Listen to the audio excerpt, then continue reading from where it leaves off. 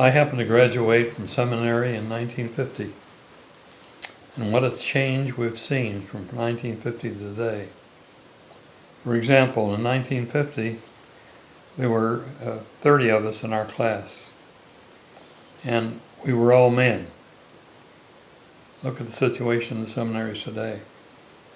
Not only were we men, most of us were single. And of all things, most of us went to Lutheran church colleges before we came to seminary. Another big change was the fact that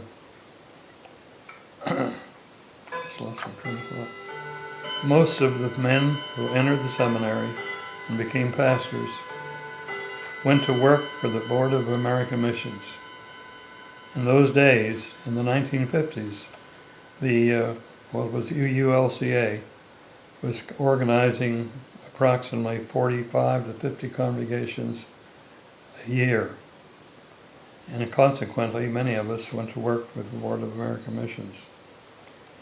I suppose anybody graduated from seminary would think that their faculty members were outstanding.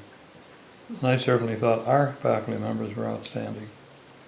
And I can briefly go through the names of them if you want to hear. Paul Ho, O. Fred Nolde, Ted Tappert, Martin Heinigen, Charles Cooper, Snyder, and forgot the last name. Seltzer. I was going to say Broma Seltzer because they called him Broma Seltzer. Professor Seltzer, who was a liturgical professor, which was really a sad match, frankly. 3 years we were out. As I said, most of us were looking for parishes. Today everything's different. You have married students, you have all ages. But this was one of the major differences, I think, in 1950. We talked about communication. Because communication today, you carry telephones around with you and you may have contacts through the, can't get it out.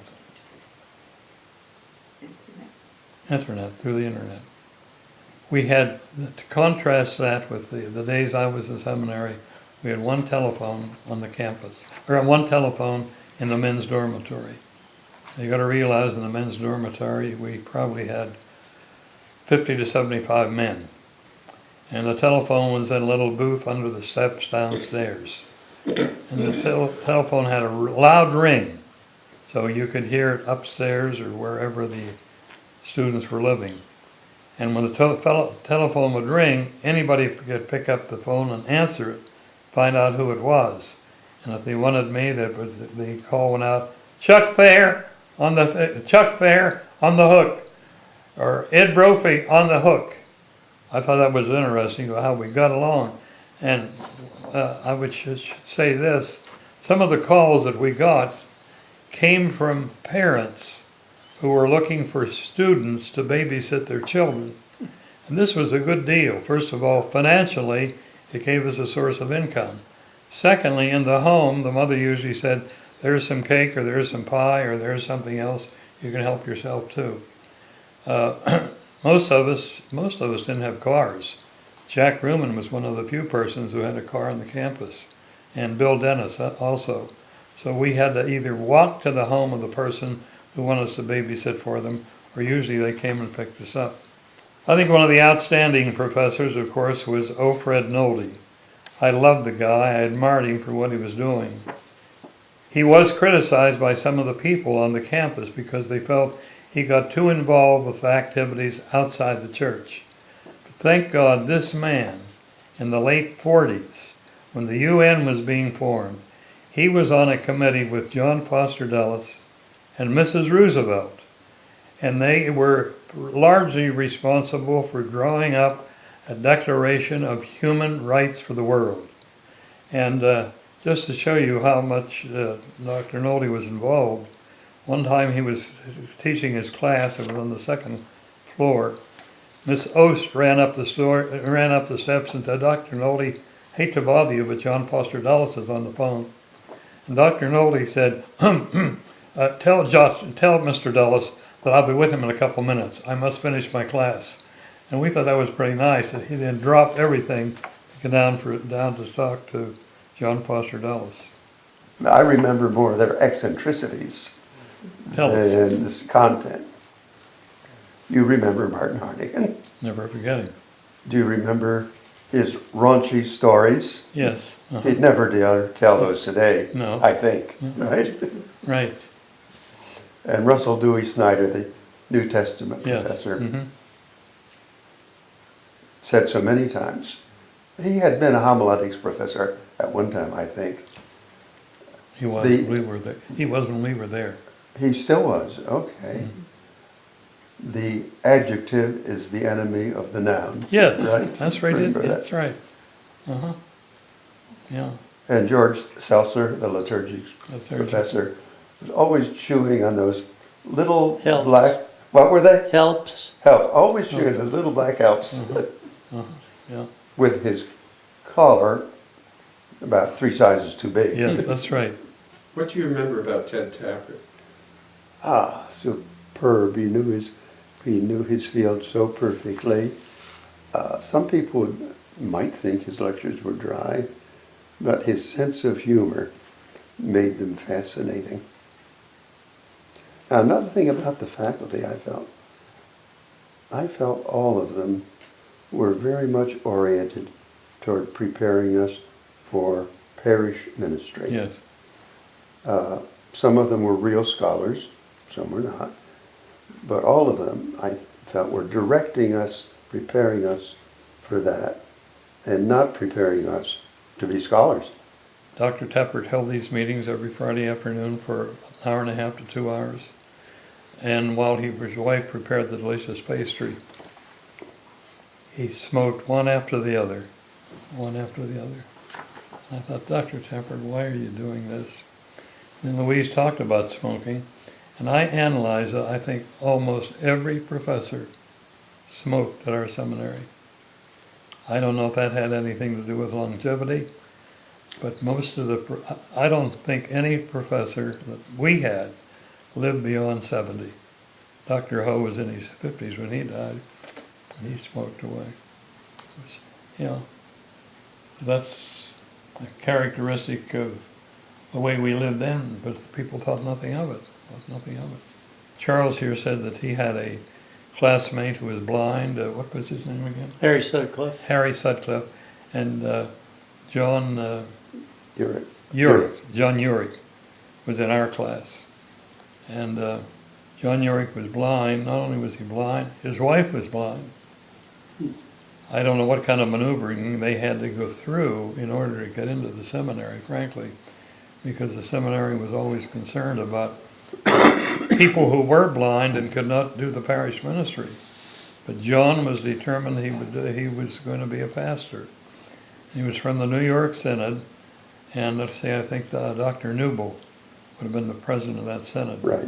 And Dr. Newble's father once upon a time was president of the ULCA. He was ULCA, yeah. the ULCA. Yeah. He was succeeded by Dr. Franklin Clark Fry in 1944. I always remember that date. I graduated from high school in 1944, and Dr. Fry became the great president and was president for about 30 years until he died of cancer. But I was thinking of that as I sat here when I think about Dr. Tappert and how long some people lived. I'm talking about the blind student. It was very difficult for John to get a parish. I sort of lost contact with him. Well, in seminary I saw him for 3 years, but we found out that John just couldn't get a parish. And according to the Saturday Evening Post, and I have the article from the Saturday Evening Post, the Episcopal Church took an interest in him and was going to see if they could arrange for him to have a church. The Lutheran Church, with Dr. Noble from the New York Synod, got involved, and how in the world he ever did it, he was called to a parish in New York City with a blind wife, and his dog, his name was Dutchie, and Dutchie was able to guide John throughout the few streets that he walked on, frankly. I don't know whatever happened to John later on, except he died and his wife moved out to the far west, and I don't know whatever happened to her. But I thought that was interesting because the seminary was faced with a problem. And it was interesting, the seminary and leaders of the pastors of the church were deciding what to do with somebody like John. Some persons made the comment, well, it was up to his home pastor to discourage him. Dr. Tapper maintained it was not our responsibility to ordain them. Our responsibility in seminary was to educate them. So it was interesting. They didn't know what to do with somebody like that. Then I think of the famous John Ruhlman. I like to tell people we were in the class with John Ruhlman. Everybody in the Lutheran Church knows about John Ruhlman. Sad how he had to die of cancer.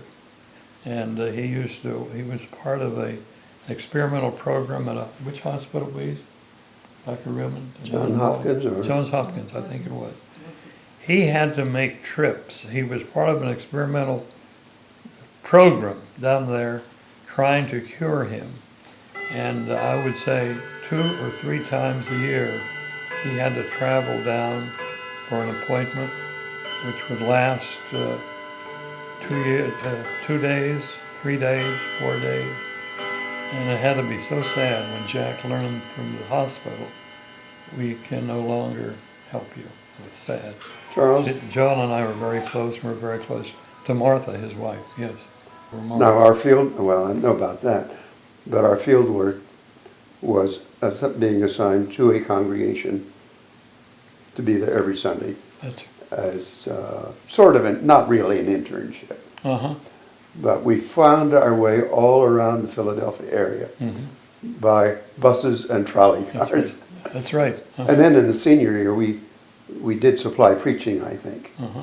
And we did the same thing all over the Philadelphia area with buses and trolley cars. You're right. I was assigned to a church. I don't know why I'm missing. Why some Wissanomi, which is I think northwest Philly or northeast Philly. And I had traveled by 3 modes of transportation. And Dr. Ho always told us fellas, you're not going to be paid for this job, but you will be given any expenses. So he said, if you have expenses from trolleys or taxis, let me know, and they would take care of it. I think I got the municipal sum of probably $1.50 Right. for going all the way to Wissanomi and back. We had very few electives. Almost everything was a required course, That's right. which meant all 30 out of us Yes. were in every class together. Yes, that's right. We were. But you're right about Paul Hall, yeah. Uh-huh. He was teaching homiletics when I arrived there, Yes. and parish practice, Yes. the book he wrote. Mm-hmm. He had more stories to tell at every time he preached, or was a speaker at a refectory holiday dinner or something like that, whenever he spoke. But I was reminded by I had Harry Sutcliffe in my class, and you had John and his wife in yours. I remember going to John's installation at a congregation in Manhattan. Good for you. I had either was about to be or was installed at a church in Brooklyn. But my wife and I went over for that installation. Uh-huh. And the only thing that made us a little nervous was him getting around in the chancel. We were always hope he doesn't trip or something like Yeah. that. But apart from that, he did well in that congregation and managed to get around Manhattan and visit members of the congregation without any trouble at all. Mm-hmm. But of course, they knew the material so well. They did not read from the notes, but used them as cues, except, I won't mention the name, he was a new professor teaching homiletics the last year I was there. Also taught parish practice. He taught parish practice by reading from Paul Ho's book. When Paul Ho became president, he no longer had the time to be a full-time professor. He did teach parish practice. He taught Mhm. missions and evangelism. Right. People say, what was that course? Missions and evangelism, and that was it, and he taught it. And he also taught a course, one class in homiletics. And you talked about the Christmas dinners and things like that where he would speak. He always did a magnificent job. And I forget this Advent service we had. It was magnificent. So good. I happened to be the president of our class. And some of the guys came to me, Fair, see if you can go to Dr. Ho and get a copy of that. So I did. He said, oh, Mr. Fair. He said, I don't even preach from notes. I knew what I was going to say. I had a few thoughts jotted down, and I took it from there. And I learned something from him then. Charles, don't read everything. And some of the professors today, or some of the preachers today, they can't get away from these notes. We have a preacher up in Reading right now. Help me out, Louise. Mark Rigg. Mark Rigg, if you ever get a chance to hear this guy, he's one of the most gifted preachers I ever had. Not a note. Stands and puts himself into it compared to some of our pastors who back and forth. If they ever lose their notes, I don't know what to do. Well, my impression of Jack from the first time I met him, he was a scholar. He was a student. We respected his wisdom, frankly. And he had the unique way of being able to explain things in a way we can understand it. Really, he wasn't up in the clouds. Whether or not he had notes. He had copious notes, which enabled him to speak the way he spoke, I think. We talked about somebody else who had, Dr. Ho, very seldom had notes, to the best of my knowledge. Well, Jack roomed across the hall from me my first semester. He and Gene Harmony roomed together, and Walt Kaler and I. And Jack would just take a break in his studies and just come across the hall. And he never talked about theology or anything like that. He talked about baseball. Mm-hmm. He's a great boy. He knew all the statistics about baseball. And I think probably about everything. He'd like to come over and just, when he was taking a break, chat away. And really a down-to-earth guy. He used to see his father on campus because his father was on the board, I think. And we always wonder, who comes here, what pastor comes here with a great big Cadillac? But then we found out it was Jack Ruben's dad. He had come for a board meeting. You mentioned John Kaufman now. He was the registrar, he was in charge of maintenance, he supervised the dining facility, he supervised the office. He taught a course, at least one course that I remember, the English Bible course. Yeah, Did he that's teach right. more than That's that? right.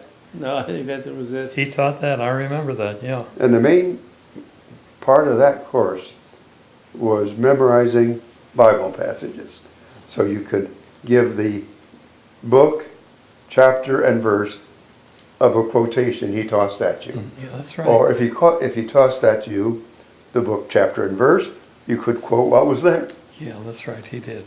As I recall, Mrs. Van Zandt supervised the dining facility. My recollection is she was somewhat intimidating. Is that right? Poor woman had a hip problem and had a struggle just to walk. And there was no elevator in the refectory, so she had to come down those stairs from the... I think she had a room on the second floor. All the other women were up on the third floor. But anyway, she hobbled around, and she would stand there and tell the cooks what to do, but she was always very nice to the waiters. I happened to be one my last year in the seminary, in the refectory, simply because nobody else asked for the job. The job was open. I was receiving GI Bill remuneration. I didn't really need the job, but if nobody wants it, I'll take it. So I did, and she was always, and the cooks were always very nice to us. We always came in early to eat our meal first, and then we served. But Miss Ost was over there every Friday with the checks for all the ladies that worked there. And there was only one other woman that I remember working in the Hagen Hall, and that was Dr. Nolde's secretary. She was a woman who needed a cane Yes. to work, That's to right, walk she did, with. in those days, yeah. And but she and Miss Ost, the only two women I remember in the office. Really hardworking people, I mean. Yeah. How were meals served in the refectory? Were they served, was there a buffet arranged? No, everybody sat at a table. Somebody rang the bell for grace, and somebody said grace, and then they were served. The table had white tablecloths on. They were all set, and we waiters had big trays and put food out in the, what do they call it, family style, yeah. in bowls on the table. And that's the way. It was good, and we were hungry, and Yeah. 3 meals were served. Normally, I did not go for breakfast because it was more important for me to sleep in an extra hour than go for breakfast. And everybody didn't, but you definitely went to the other 2 meals. Mm-hmm. I had the impression that the Mrs. Van Sant was also limited financially because there must have been farmers or persons like that who had crops and would give them to the seminary that they could be used, you know. There wasn't too much of that, but there was some of it. And gosh, she was there for years. I don't know how long she was. Dr. Newble, who was the president of the New York Synod, when I was coming through, and Ed too, Mrs. Van Sant had recently been widowed when he was a student there. Oh, So she was there from whenever he was there as a student till, a long time. so. And another thing about Miss Ost, she was Miss Ost. When I forget how I found this out, when she died, she left a nice sum of money, not much. She didn't earn that much, but she left it to the seminary, which I thought was very nice. That was printed in a bulletin someplace. Some persons had girlfriends back home, and back home could have been New York or Harrisburg or Pittsburgh. So there wasn't much dating as such. As I said, we enjoyed the opportunity to be a babysitter because that got us into a house where we could get a piece of cake or piece of pie or something and also earn $2 or $3 or $4. So there were fellows who had girlfriends back home, and they would go home to see their girlfriend. Yeah, on the weekend. Yeah, right. There was a theater right there in Mount Airy. I don't know if it's still there, but anyway, That's right. that's where we went to the movies. That's right, we did. You're right. The movies. The Academy of Music in downtown Philadelphia, which is still there and still busy. Some of us went down there and worked as an usher, primarily for 2 reasons.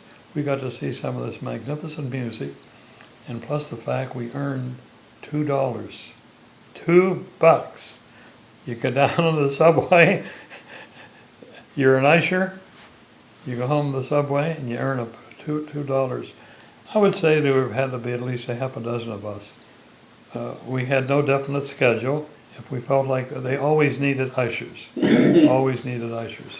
And they knew they could count on seminarians, I think, because we were trustworthy. Don Ray, and he talks about regularly going down on Friday afternoons Did he?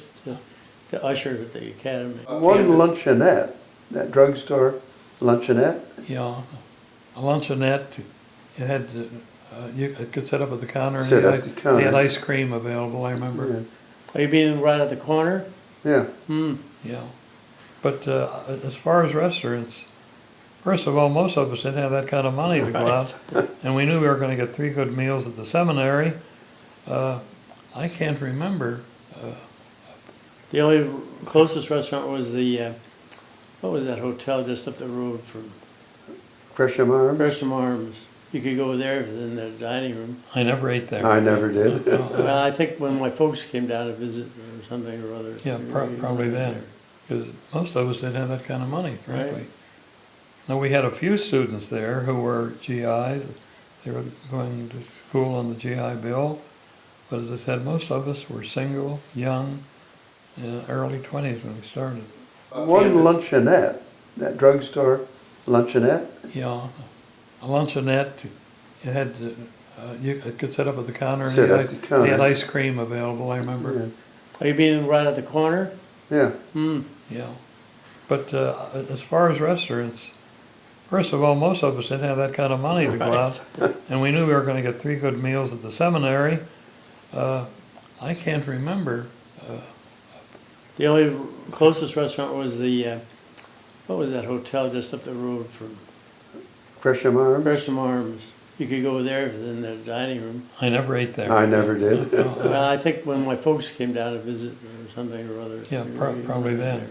Because most of us didn't have that kind of money, frankly. Right. Now, we had a few students there who were GIs. They were going to school on the GI Bill. But as I said, most of us were single, young, early 20s when we started. 3 different That's it. buildings Like a U, in a U shape. in a right? U shape, but you couldn't. Connected. You couldn't go from one section to the other. You had to go downstairs, out and across, and go upstairs Yeah. again. The That's it. building, the one facing the street, that had the first floor. That's where we had the mail room and sat around and chatted, and the telephone was there. And across the hall from there was the bookstore. And then the rest were 2-room apartments, so to speak. One was a bedroom and one was a study room. And how many were in each apartment? 2. And then if you wanted to take a shower, you had to go downstairs and outside. And there was a bridge in the middle of this U. There was a bridge that went across. In the hall I was in, had to come down, go across that, and then now this is outside. Cross this bridge and down to the end of the other side to take a shower. And days like snow on the ground, that's what you had to do anyway. Some places did have a single shower and a toilet and a sink, but not all of them. You have an excellent memory. That's exactly what it was like, especially going out on that porch when it was cold, to get into the shower room and take a shower in a hurry. Was it always warm enough inside? That's it. I never recall that it wasn't. Yeah, I think it was. As Was a it? matter of fact, I think both in the summer, well, we weren't there in the summer a lot, but I think the steam heating system, from the central steam plant, made those rooms too hot a lot of the times. No. No, usually, almost always in the administrative Yeah. building. One, What would you call it? one large Hagen- room, Hagen Hall? Hagen Hall. Hagen Hall. And in the basement, in the basement of there Hagen were Hall. 2 classrooms, Yeah. and one was a big one that took the big classes. So. And then up on the, second floor or third? There were smaller classrooms, but some classes went up there. That's right. It was called Hagen Hall because Peter Paul Hagen gave money to have it built. I don't know if he paid for the whole building or not, but it was Hagen Hall. And he would come around on the campus every now and then, he and Yeah. his wife, just to visit. You know, Was he board chairman at the time? I'm not sure. he must have been on, he was on the board. I don't know when he was on the board. Yeah. But then, there were 2 buildings where Wiedemann Hall is now. They were identical houses. And the Kaufmans lived on the first floor of one of them, and I forget his name, but he was a retired maintenance supervisor of the You're seminary. right, you're right. Yeah. Then the other one was a dorm for the students, and when I arrived there, it was in disrepair. Then the Women's Auxiliary raised money, and the auxiliary had chapters in various places because in my home congregation, my mother was the person who collected funds for the auxiliary, and she sent them in. But they redid that whole thing, and that was the end of my first year.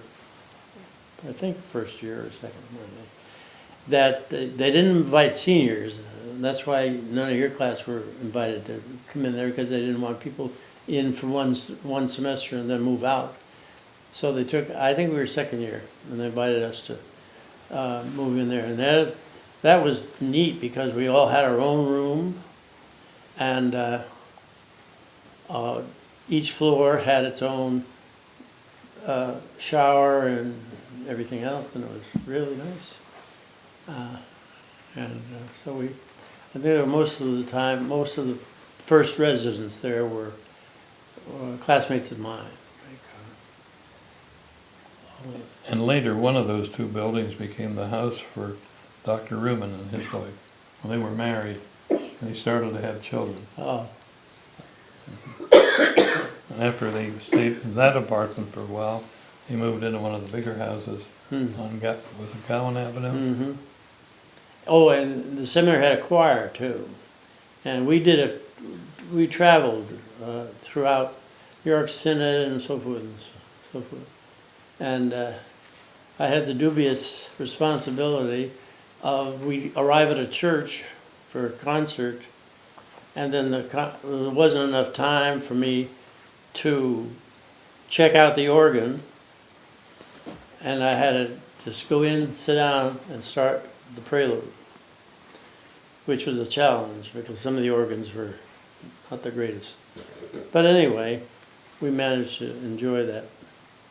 I had started with music lessons when I was 6, and I had done some concerts and we had a town-wide, I came from a town in Connecticut, and we had a town-wide talent show, and the interesting thing about that, the judges who were choosing who would be part of this couldn't make up their mind between me and a girl who was a pianist too.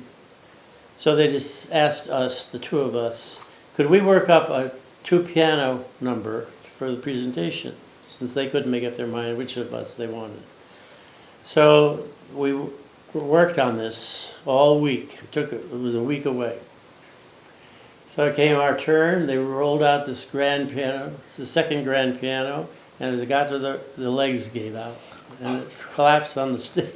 It was on the stage, and they could do nothing but each of us had to present our own number. You can block this out. This doesn't belong in the seminary stuff. But anyway, then all 6 of us. There was a soprano. There was the pianists and a couple of instrumentalists. And the judges stood behind us. We all lined up on the stage, put their hand over our head, and depending on the amount of applause, who decided was so I ended up winning for that event. And so I had done been practicing and taking lessons all this time. So I went to college to Wittenberg, where they had a school of music, and I enrolled there. And then registered for the draft out in Springfield, and asked them to send it back to my hometown so I could at least, maybe I'd finished that 1 year, and that happened. So then I was drafted into the service. I was in the Navy for 3 years. Came out. I can't point to one particular point, but I thought I would not be satisfied with my life unless I went into the ministry. And that's where I ended up. I went to high school like anybody else. I came from a poor family. I wanted to get a job somehow or other where I'd make money. And I didn't know what that was going to be. And so therefore I took business courses in high school, hoping I could enter into some kind of business. But in my senior year in high school, I was very close to my home pastor. I was active in Sunday school, did the normal things and go into a church. I kept hearing him speak about the fact We need men for the, well, it was men for the ministry in those days. And I talked to him and said, I have no money. I don't know how in the world I will pay the bill to go to seminary, because it's seminary and college. And the minister told me, if the Lord wants you in the ministry, he will provide. So I accepted that. Well, like Charles, I came from a family of pretty modest circumstances, and only by means of a scholarship did I get to the University of Pennsylvania. The campus pastor there was Robert Gerhardt, a wonderful guy. He was pretty old at the time. He was a veteran of World War I. He was a wonderful pastor, and over the course of maybe 2 years, he influenced me, not directly to consider the ministry, but just by association, by example. And I reached a decision then, of course, going to school in Philadelphia at Penn, and coming from the United Lutheran Synod of New York and New England at the time, it was natural to go to Mount Airy. I'm always at a loss for words when somebody asks me, what's my favorite? What's my most memorable? One thing that does stick in my mind, we mentioned Fred Nolde before, course in Christian education, or in catechetics, or whatever the educational courses were that he was teaching at the time. Well, one thing Bob Gerhardt said to me, I think more than once, is do not become a pastor unless you absolutely have to, unless there is no other alternative in your feelings. If you can say no, say no. I think I mentioned it, that I felt like if I don't do this, I'll always regret that I didn't do it. And as advanced as I had been in the music field in terms of talent and so forth, because I was going to New York City for lessons and things like that, but I just got to the point where I felt this is what you have to do, or else you're never going to be satisfied with your life. Maybe it's like people are told when they're considering knee or hip surgery, don't do it until you can't live without it. How were we assigned? That assignment came through Dr. Paul Ho. He had to know something about the churches. He had to know something about the individual. So one day he called me into his office and said he was in the process of selecting persons to go to certain churches. He said, you know anything about Messiah Lutheran Church and Dr. Russ Stover? I said, I know nothing. He said, well, Mr. Fair, he said, I can't assign the average student to Messiah Lutheran. He said, there's something about you that I didn't think you would fit in. So I said, fine, whatever you say is good enough for me. Well, the impression I had with Dr. Ostover was magnificent. Here was a man who was different. He had a large church in Philadelphia, which was relocated. In his days, he saw what was happening to the neighborhoods, and he saw an automobile showroom up for sale for $60,000. And he had a dream that he could raise $60,000 and buy that automobile showroom. And he did raise $60,000, got the automobile showroom. To make a long story short, Bill had a big church built down there. He was unique from the viewpoint that he was very informal. He himself was a good singer. He knew music, and he would sing songs in his sermon. He had Bible studies Thursday nights with maybe 200 to 400 people out. He was an excellent preacher, and he also felt that churches should not be as rigid and as formal as some of them are, and that's exactly what we're having today. We got churches with all kinds of services, all kinds of carryings on, all kinds of which is exactly what Dr. Stover advocated. Also, Here we have what you call the internship in churches. You go to a church for an internship for 1 or 2 years. I forget how long it is. He started that years ago when he had 27 different young men serving on his staff for 1 year. And he did this deliberately. He said, first of all, I'm going to give them some experience that they've never had before. And secondly, he said, I need some help. So I'm going to get some help from them. Dr. Ho asked me to go. And I went to the Messiah Lutheran. And as a result, I was called back to be the associate pastor for a couple of years.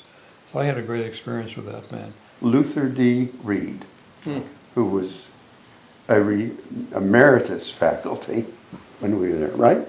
He was Right. on He had the been campus. He had been president and had been librarian, and he was retired by the time. And the author of the authoritative work Right. on the Lutheran liturgy, which probably, unfortunately, has fallen into disuse.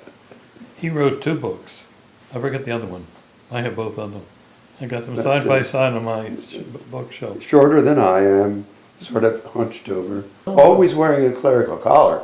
Absolutely. Sat in the same pew in chapel every day. Yeah. He died when he was almost 100 years old. Mhm. I think he was about 90 and a half.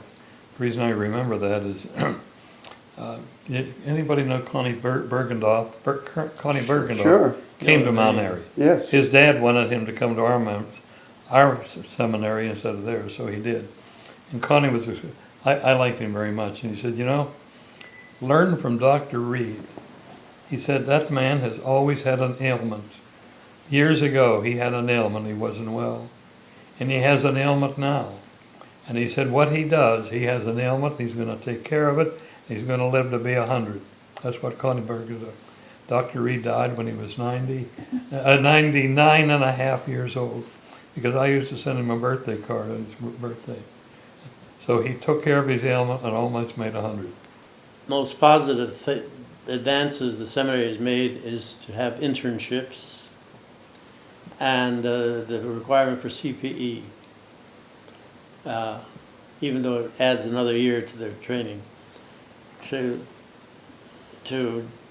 work along with somebody who's been a veteran for a year, I think is big help, because you can be dumped into some Yeah. parish, and the next day you have a funeral, because it happened to me, and you, what do I do here? I had a parish outside of Buffalo, way out, it was called Gettsville. Ed might have had a funeral out there, but everybody was out at this house, and this was farm territory, and they were all standing around outside the house. And then when I arrived with the funeral director, they greeted me and they said, we were waiting for you. And so I was ushered into the house where the body was laid out. And I thought, I wonder what they're expecting me to do, because they've had all these years of tradition that the pastor comes out, and I hadn't the slightest idea. So the only thing that came to my mind was, when I got in there, I said, let us pray. So, and that worked. Dr. Ho, who unfortunately suffered from cancer and was in and out of the hospital. And I was at the graduate school when he announced his resignation from the Blankenau Hospital. He knew he couldn't carry on. So some of us tried to visit, and I happened to visit, and he said, Mr. Fair, he said, I've learned so much in the hospital. He said, I can hardly wait to get home and put these ideas into practice. He said, for example, I got to tell them how not to visit.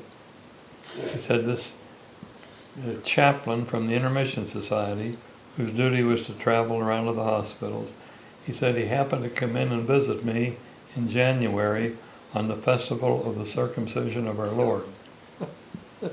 And he said he couldn't leave until he read the lesson and had the prayer which he read from this pamphlet dealing with the circumcision of the Lord. He said this had nothing to do with my situation, and I was in so much agony I didn't want to hear that. He said, when you visit people, learn how to word your visit, or take into consideration the condition of the patient, which I thought was very interesting. And I knew the chaplain. I can understand him saying, we're going to go through the circumcision of our Lord in January. Faculty always called us Mr. So-and-so, right? That's right. And I'm wondering, since everybody uses first names, whether that's still done, is it? I don't think so. They called all of us Mr. and they called each other Mr. And Yes. they never addressed each other as doctor. Always That's Mr. right. Yeah. Uh-huh.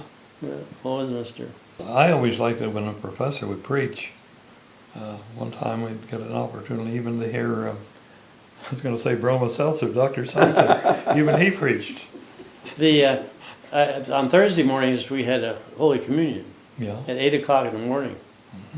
That was the one variation from the weekly. That's right.